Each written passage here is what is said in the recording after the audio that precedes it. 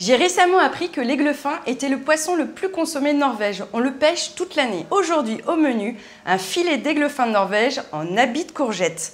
Mon cuvapeur est lancé, je vais pouvoir tout de suite lui confectionner un beau costume tout vert. Alors, c'est très simple. Je vais ôter les extrémités de ma courgette, comme ceci. Et ensuite, je vais faire des belles lamelles.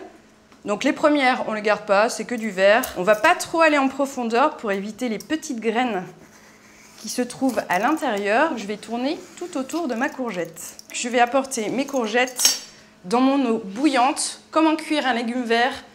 Une eau bouillante, à peu près 3 litres, une belle poignée de gros sel, ce qui va permettre à la couleur de se fixer. C'est parti pour la cuisson des courgettes.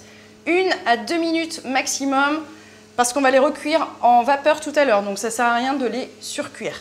Je vais pouvoir préparer ma petite sauce à base d'estragon, très parfumée. Alors je vais hacher finement quelques petites feuilles, comme ceci. Ensuite, je vais lui ajouter un peu d'huile d'olive, une belle cuillère à soupe. Voilà. Et après, un peu d'ail pour relever le tout. L'ail, on le pèle toujours, bien entendu. On le coupe en deux et ensuite on retire le germe à l'intérieur. Maintenant, je vais l'écraser à la force du poignet. Un bon coup de couteau. Si vous avez un presse-ail chez vous, n'hésitez pas. On gagne du temps. Et maintenant, passons à une épice que j'aime beaucoup, les petits pistils de safran. Alors, le safran, c'est une des épices les plus vieilles au monde. Sachez qu'ici, là, il y a 1 gramme.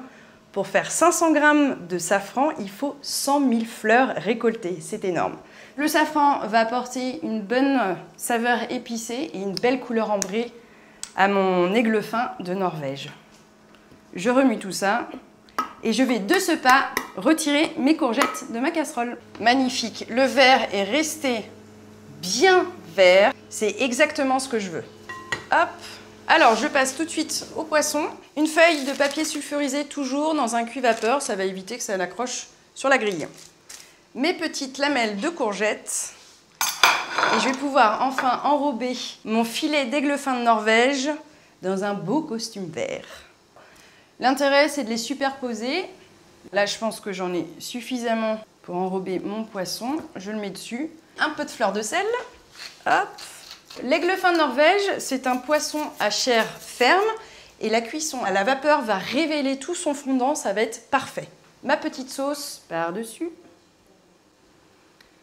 Je referme mon petit costume en habit vert, comme ceci.